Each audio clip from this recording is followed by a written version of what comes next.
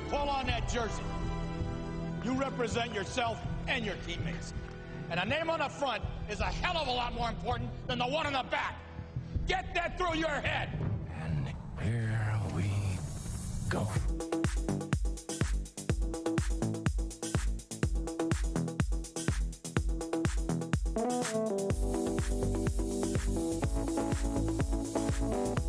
And it is no good. He missed it. Are you kidding me? The season can't end like that.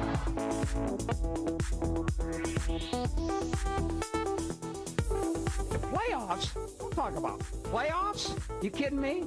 Playoffs? I just hope we can win a game. What we've got here is failure to communicate. We all go a little mad sometimes.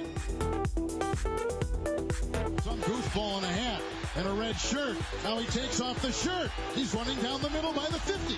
He's at the 30. He's bare-chested and banging his chest. Now he runs the opposite way. He runs to the 50. He runs to the 40. The guy is drunk, but there he goes. The 20. They're chasing him. They're not going to get him. Waving his arms. Bare-chested. Somebody stop that man.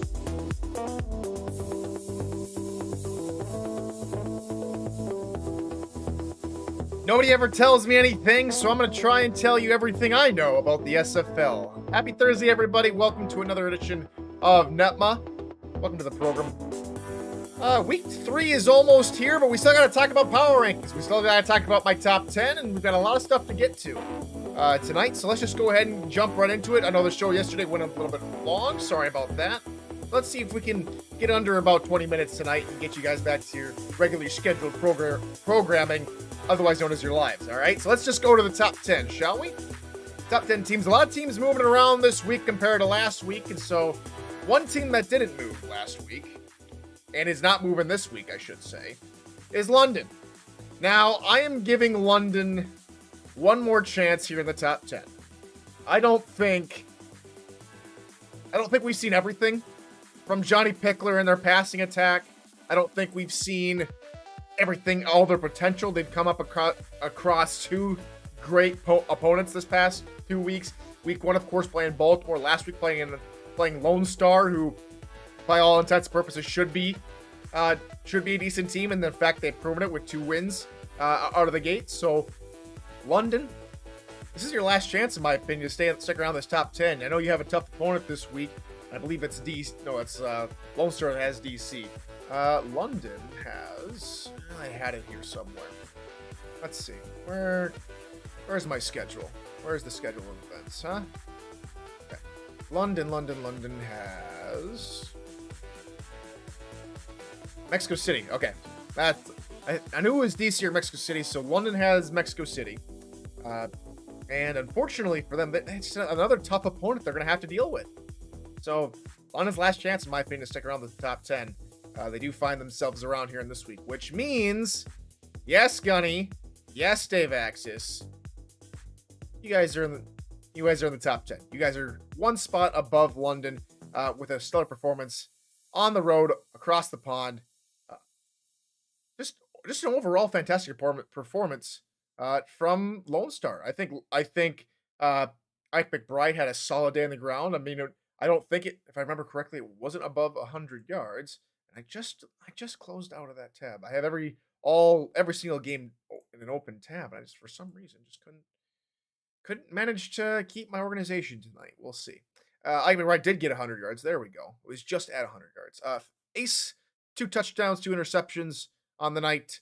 Let's see, a couple interceptions from their defense. Defense has played really well. Nate Hall with the pick 6 in week 1, and a couple picks by Gunny, Evan Lacey, and Albert Begin as well in the contest against London. So fantastic performance. Week 9, they play DC. I think this contest for DC will tell us which team is going to be in the playoffs. For sure in the playoffs. I'm not saying that either DC or London is going to make the playoffs. However, I think Lone Star and DC will be a contest to see who is going to be the higher seed come playoff time. That's my pick. So be grateful. Well, I shouldn't say be grateful. You guys have earned it. So Lone Star number 9. Anywho, back to matters here in the top 10. Los Angeles stick around in the top 10. They go, or I should say, I think they stick around at number 8 if I remember my big old chart right. They like to keep close games, and if it wouldn't, I'm not going to go ahead and freeze the screen again. I'm not going to go ahead and black everybody out here. But Los Angeles, again, they're one of the shakier teams. However, they did play very well against Vancouver this past week. Kind of like how Carolina played very well against Vancouver. Carolina also 1-1. I think them and Los Angeles are probably on equal footing. It'll be interesting to see that matchup between Los Angeles and Carolina in, well, again, not my best work today in terms of organization. I do apologize. London will play Carolina. It should be before week 7, right? Come on, London. Where are you? Or Los Angeles. There we go. Week 7. Week 7, Los Angeles will play Carolina. So that's a game for both clubs to look out for, as I think they're both about on equal footing with each other in terms of performance, in terms of production, in terms of where they stand in terms of just overall prestige in the league. I think Carolina, has a different flavor to their game. They like to do swing passes. Sully Richardson and company. They're more of an old school, keep things tight kind of ball game, and that's exactly what we saw both in the we'll call it Part A and Part B Vancouver Legion contest. So really looking forward to week 7 between Carolina and Los Angeles, but for now they stick around number 8. But I don't know about really a whole lot about Los Angeles in terms of, do they stand a chance? And I think they a chance competing against Vancouver again later down the line, especially when it comes to the playoffs. I know they were bounced last season, season 17, in the first round. I think that was by Las Vegas, if I remember correctly. And it needs to be. I think there needs to be more cut and dry from Los Angeles. I think they need to start keeping control of the football and not having a whole lot of mistakes. I know they only had 2. Vancouver, I think Vancouver had 3, remember correctly. So they did win the turnover battle, but still, in terms of turnovers at timely interceptions, timely turnovers, Vancouver had the better quality in terms of quantity. That's what undid Los Angeles here this week. Okay.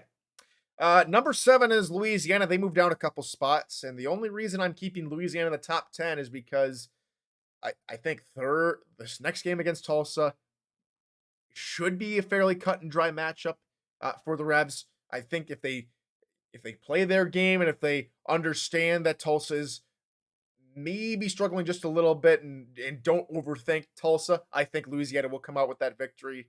Denver, solid team. Very solid team.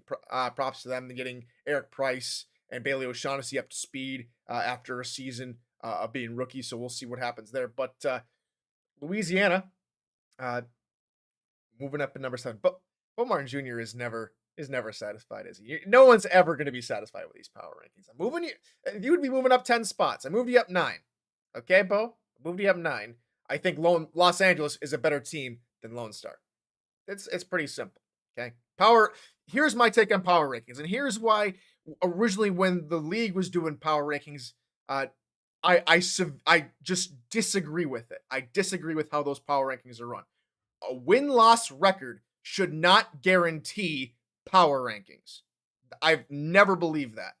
A team can be 1-1 and still be a better team than a team that's 2-0, in my opinion. I think power rankings are opinions based on factual evidence, right? I think Lone Star is not as good a team as Los Angeles or as the other 7 teams above them, in my opinion. If you don't like my opinion, say it in chat. I am more than happy to take the criticism in chat. I'm more than happy to take the criticism in the NETMA server Discord. But these are my opinions. If you don't like them, turn off the show. That's fine by me. That's all I have to say on the matter. Anywho, Louisiana number 7. That's about it. Moving on to number 6, DC. And the Dragons are 2-0 as well. DC playing Fort Worth, a very controversial end of that football game. Stephen Hacker dancing the night away into a loss. At the same time,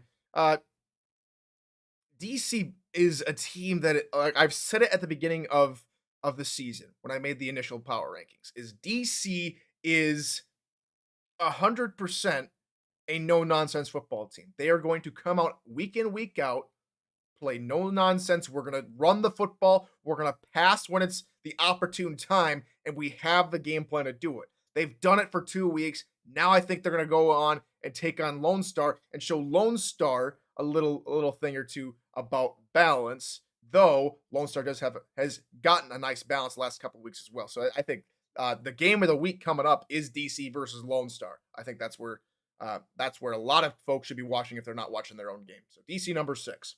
Mexico City number 5 in this week's power rankings, and they did come off that loss to Queen City. Queen City looked very nice, and the only reason I'm keeping Mexico City, or one of the reasons why I'm keeping Mexico City here in the top 10, is because they played on the road in the snow in cold, snowy Buffalo. Like I said yesterday, home field advantage is not really a thing. At the same time, Mexico City is not used to playing in the snow in Estadio Azteca. So I'm giving them the benefit of the doubt. They were caught out by the cold and the snow and just weren't ready for it. They stick around at number 5. Moving on to number 4, Florida. They come off a week 1 shocker to San Diego and come in and do their business against Portland. Portland, a team that fancies themselves a top 10 team, was shown the door by Florida, who clearly is a top 10 team and clearly is a championship contender, been to the championship last 2 seasons, failing both times, unfortunately, in their case. However, Florida have come to play. They turned over the football a couple times on OJ Bruin. They held time of possession. They played their style of football the way they know how to play and the way that we've all been accustomed of them playing. And so, Florida takes home the victory against Portland. They move up a spot into 4th here in the top 10. Number 3 is Atlanta this week. And Atlanta played a very tidy football game against Arizona. BDG got going late, and that clearly helped out their production. As far as the rest of Atlanta goes, I'm a little concerned about Bryant Dynasty's lack of production, especially this week against Arizona. However, we all know that it was going to be 2 defensive teams going up against each other, and the better offense had to win. Atlanta came out with a better game plan. Bryant Dynasty threw a touchdown, no interceptions. BDG got going late in the 3rd quarter, right into the 4th quarter, 125 yards and a long 56-yard touchdown for him. 2 interceptions coming the way of it wasn't Jack Napier, was it? Jack Napier, J-Rock, and Chris Henry. 3 interceptions. My apologies. 3 crucial interceptions on Ashley Jackson, and Ashley Jackson couldn't find her way. Ashley Jackson has yet to throw a touchdown pass this season. So, Arizona, with a nice tidy victory, they steal number spot here in the top 10. Number 2 is Vancouver, and say what you want again for Vancouver and Los Angeles. Those are 2 playoff teams, and Vancouver had to play to win, and play to win they did. Fantastic day all around from Tom Pepper, even with him throwing 3 interceptions, threw for 31 yards, and gave Robert Redford 3 opportunities in the red zone to go and scamper into to pay dirt to grab 3 touchdowns. Sawyer Stern had a pretty solid day for a fullback, 3 touches, 7 yards. One thing I will say about Vancouver, their defense, at times the last couple seasons have not really been, they've been a little wishy-washy in their previous defenses. This season, however, the defense looks much more composed, looks much more formidable, and is not giving up the big passes ad nauseum anymore. I think the defense for Vancouver has grown over the past offseason. I think that's going to continue to that. Hopefully the case for Vancouver is they're not losing anyone in particular. As far as the defensive back position goes, from what it sounds from crunch time, is that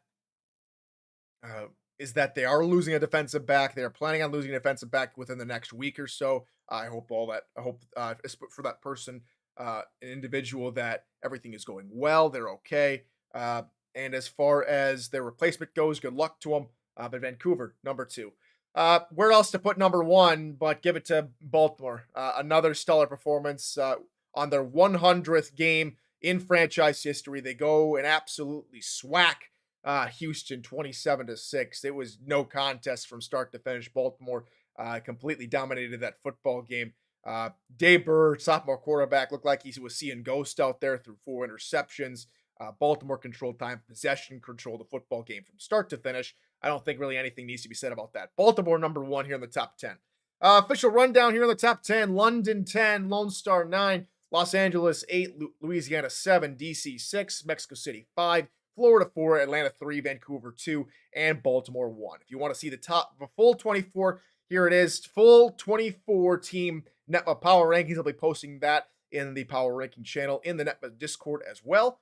But that is just about gonna do it here this evening. So we got one more show coming up tomorrow, and then we're gonna go over every single game. We're gonna pick against the spread. Both myself and the SFL community are tied up at 13-11 in terms of correct predictions or not. Of course, you guys are picking again, just picking which team you think will win. I'm picking against the spread. Somehow we've ended up tied. We're gonna look to change that here in week 3. But until tomorrow, everybody. Hope to see you then. Good morning, good afternoon, and good night.